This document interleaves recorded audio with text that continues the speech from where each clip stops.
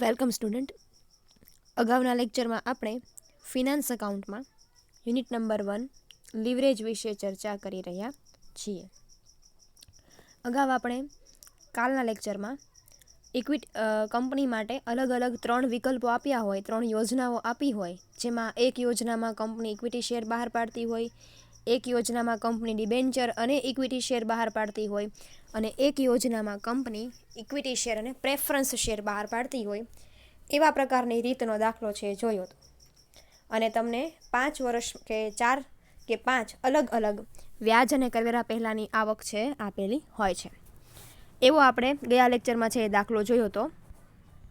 એટલે કે આવી રીતનો એક દાખલો આપણે જોયો હતો ગયા લેક્ચરમાં, કે જેમાં કંપની છે એ 3 પ્રકારના યોજનાઓ આપે છે અને તમને 5 અલગ અલગ વ્યાજ અને કરવેરા પહેલાંની કમાણી છે આપે છે, જેના આધારે તમારે શેર દીઠ કમાણી છે શોધવાની હતી, જે આપણે કાલે જોયો હતો. આજે આપણે એના જ જેવો એક દાખલો છે જોવાના છીએ, પણ થોડીક પદ્ધતિ છે અને રીત છે શું થાય છે, ફરે છે. કેવી રીતે છે તો કે ત્યાં તમને અલગ અલગ યોજનાઓ આપેલી હતી, અહીંયા તમને 2 કંપનીની નાણાકીય પરિસ્થિતિ છે આપેલી છે. કેવી રીતે છે તો રકમ આપણે જોઈએ, અને આપણે આજે થોડોક છે કાલે ગણ્યો તો એવો જ દાખલો, પણ થોડીક પદ્ધતિ ન કહેતા જ્યાં તમને યોજનાઓ આપી હતી એના બદલે હવે તમને અહીંયા શું આપી છે, 2 કંપની વિશેની માહિતી આપી છે. એટલે કે દાખલા નંબર તમારી માટે દાખલા નંબર આઈ થિંક 5 થશે. તો કંપની એ અને કંપની બીની નાણાકીય પરિસ્થિતિ નીચે મુજબ છે. કંપની એ અને કંપની બીની જે નાણાકીય પરિસ્થિતિ છે એની માહિતી આપેલી છે. વિગત કંપની એ અને કંપની બી. બરાબર. તો કંપની એમાં ઇક્વિટી શેર મૂડી કંપની એની છે 2,50,000, કંપની બીની છે 1 લાખ. ઇક્વિટી શેરની સંખ્યા કંપની એના 25,000 અને કંપની બીના 10,000. કુલ મિલકતો કંપની એની છે 5 લાખ અને કંપની બીની પણ કેટલી છે, 5 લાખ. 8% ડિબેન્ચર, બે કંપની છે 8% ડિબેન્ચર જ બહાર પાડે છે, પણ કંપની એ છે એ 2,50,000 ડિબેન્ચર બહાર પાડે છે, અને કંપની બી છે એ કેટલાના ડિબેન્ચર બહાર પાડે છે, 4 લાખના. અને કરવેરાનો દર બંને વર્ષ માટે છે, બંને કંપનીઓ માટે છે 50-50%. અન્ય માહિતીમાં તમને પેરેગ્રાફમાં શું કીધું છે કે જો કંપનીનો વ્યાજ અને કરવેરા પહેલાંનો નફો 20,000, 40,000, 70,000, 1 લાખ અને 1,40,000 હોય તો બંને કંપની માટે ઇક્વિટી શેરની શેરદીઠ કિંમત શોધો. એટલે કે બે કંપની માટે તમારે ઇક્વિટી શેરની શેરદીઠ કમાણી છે શોધવાની છે, જો તમને અલગ અલગ 5 વ્યાજ અને કરવેરા પહેલાંની આવક છે આપેલી હોય તો હવે આપણે ગણતરી કરવાનું છે. કંઈ નથી કરવાનું, તમારે આગળના દાખલામાં અલગ અલગ યોજનાઓ તમને આપેલી હતી, અહીંયા તમને 2 કંપની વિશેની માહિતી છે આપેલી છે. 2 કંપની વિશેની માહિતી છે તમે અહીંયા જોઈ શકો છો. એટલે એ પ્રમાણે આપણે જોવા જઈએ તો કંપની એ માટે 5 અલગ અલગ વ્યાજ અને કરવેરા પહેલાંની આવક આપી છે એની ગણતરી કરવાની છે, અને કંપની બી માટે પણ એવી રીતે ગણતરી કરવાની છે.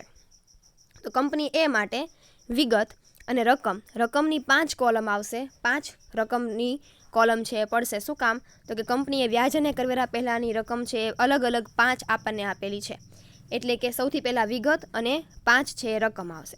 પછી સૌથી પહેલાં શું હોય તો કે ભાઈ આપણે લિવરેજનું જે ફોર્મેટ છે એ પ્રમાણે સૌથી પહેલાં શું આવે, વ્યાજ અને કરવેરા પહેલાંની આવક.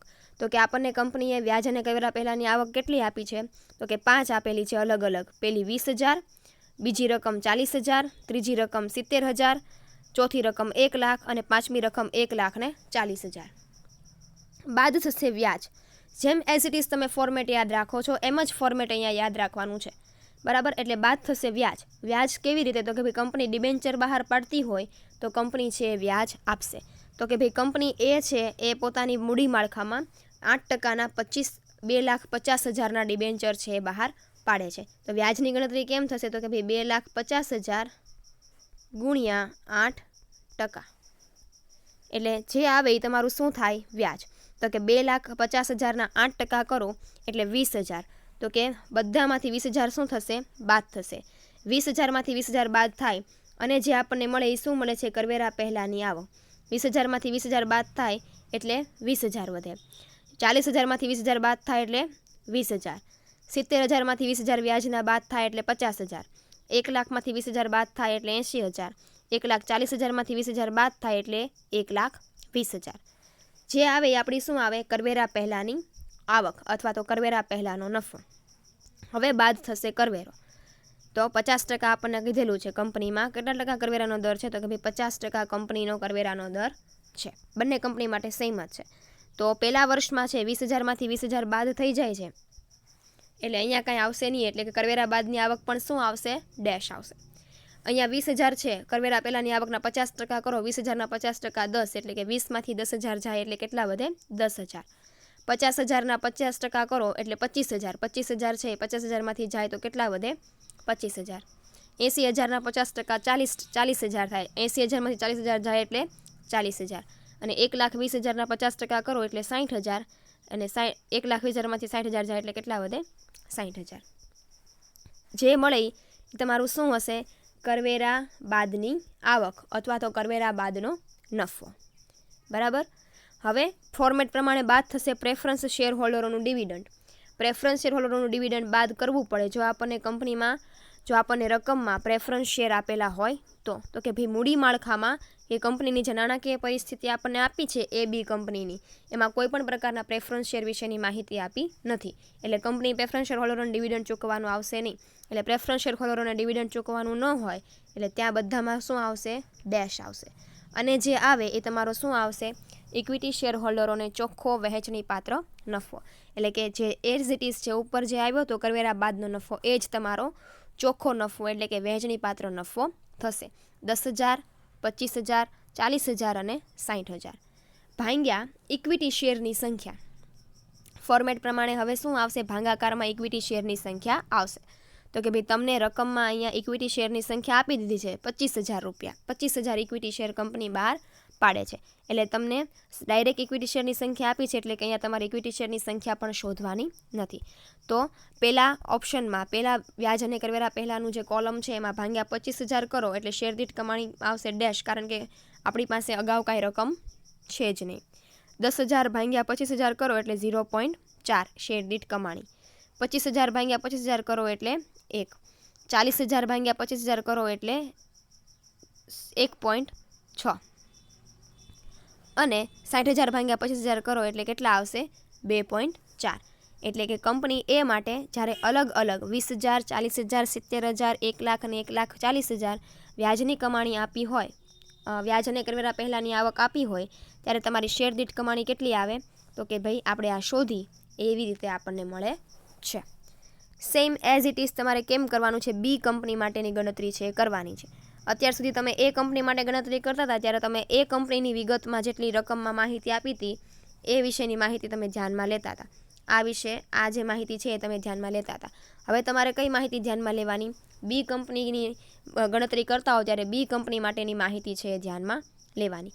એટલે કે બી કંપની માટેની શેર દીઠ કમાણીનું ફોર્મેટ એઝ ઇટ ઇઝ રહેશે. વ્યાજ અને કરવેરા પહેલાંની આવક પહેલાં સૌથી પહેલાં વ્યાજ બાદ થાય એટલે મળે કરવેરા પહેલાંની આવક, પછી બાદ કરવેરો થાય, પછી મળે કરવેરા બાદની આવક, પછી બાદ થાય ડિવિડન્ડ એટલે મળે ઇક્વિટી શેર હોલ્ડરોને વહેંચણી પાત્ર નફો અને ભાગ્યા ઇક્વિટી શેર કરીએ એટલે આપણને શું મળે?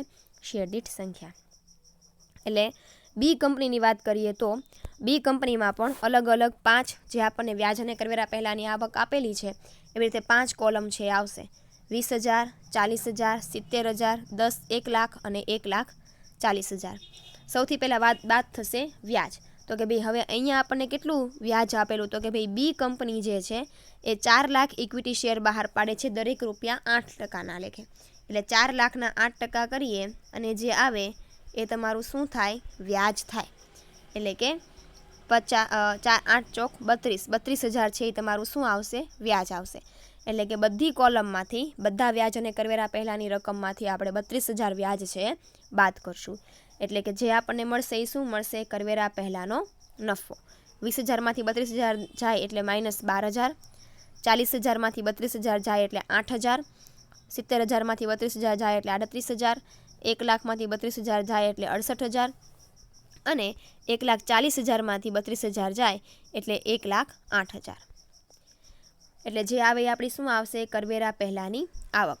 હવે બાદ થશે કરવેરો. કેટલા ટકા? તો કે 50%. તો કે -1,20,000ના 50% આપણે કરવાના થશે નહીં. શું કામ? તો કે ભાઈ અહીંયા માઇનસમાં છે એટલા માટે જે તમારા જે કરવેરાનો પછીની આવક હોય એ એઝ ઇટ ઇઝ તમારે છે એ મૂકી દેવાની થાય.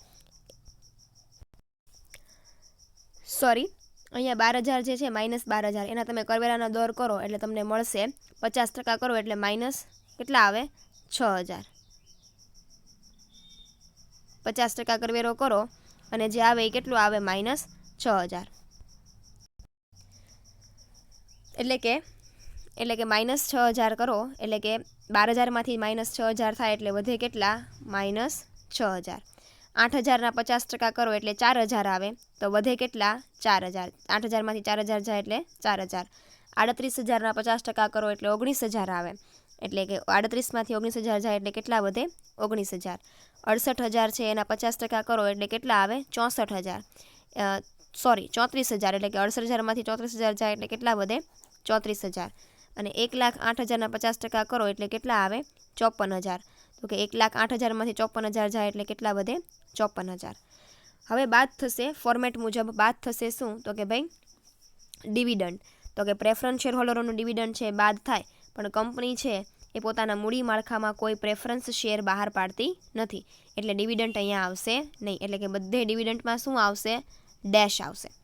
હવે જે એઝ ઇટ ઇઝ તમારી કરવેરા બાદની આવક હતી એ જ તમારો વહેંચણી પાત્ર ચોખ્ખો નફો બનશે.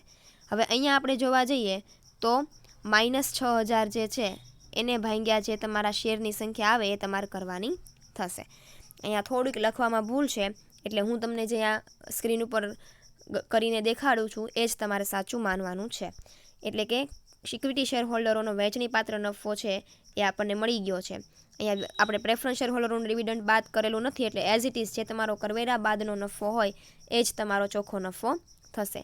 એટલે કે 60,000 છે 6,000 છે એ -6,000, 4,000, 19,000, 32,000 ને 54,000 એને ભાગ્યા કરવાનું છે ઇક્વિટી શેરની સંખ્યા.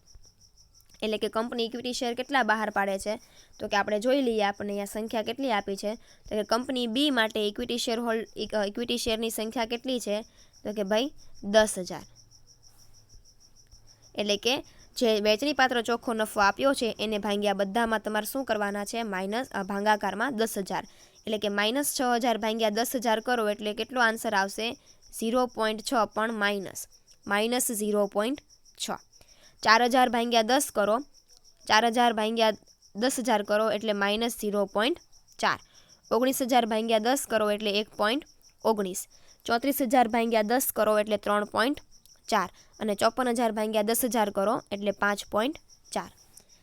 એટલે કે તમે જે પ્રમાણે દાખલો ગણતા હતા એ પ્રમાણે જ તે દાખલો ગણવાનો છે. અગાઉ આપણે જે દાખલો જોયો એવો જ દાખલો છે, પણ માત્ર અગાઉના દાખલામાં તમને અલગ અલગ યોજનાઓ આપેલી હતી અને અહીંયા તમને 2 કંપની વિશેની માહિતી આપેલી છે અને અલગ અલગ વ્યાજ અને કરવેરા પહેલાંનો નફો કે કમાણી છે આપેલી છે. તો દાખલો છે એઝ ઇટ ઇઝ જ છે, પણ અગત્યનું એ છે કે તમને બધા જ દાખલામાં ખાસ એક તો લિવરેજનું ફોર્મેટ યાદ રહેવું જોઈએ અને બીજું તમને લિવરેજના સૂત્રો છે એ ખાસ યાદ રહેવા જોઈએ. આમ અલગ અલગ પદ્ધતિના દાખલાઓ છે એ તમારે પૂછાય છે. પહેલું આપણે શેરદીઠ કમાણી આપી હોય અને વ્યાજ અને કરવેરા પહેલાંની આવક છે એ શોધવાની હોય. બીજી પદ્ધતિ આપણે એવી જોઈએ કે વ્યાજ અને કરવેરા પહેલાંની આવક તમને આપેલી હોય એના આધારે તમારે ઇક્વિટી શેરની શેરદીઠ કમાણી છે શોધવાની હોય. એટલે કે આ એક્ઝામ્પલ છે એ તમે કયું એક્ઝામ્પલ કહેવાય? તો કે ભાઈ આ બીજી પદ્ધતિનું એક્ઝામ્પલ કહેવાય જેમાં તમને વ્યાજ અને કરવેરા પહેલાંની આવક આપી દીધેલી છે અને તમારે ઇક્વિટી શેરની શેરદીઠ સંખ્યા છે શોધવાની છે.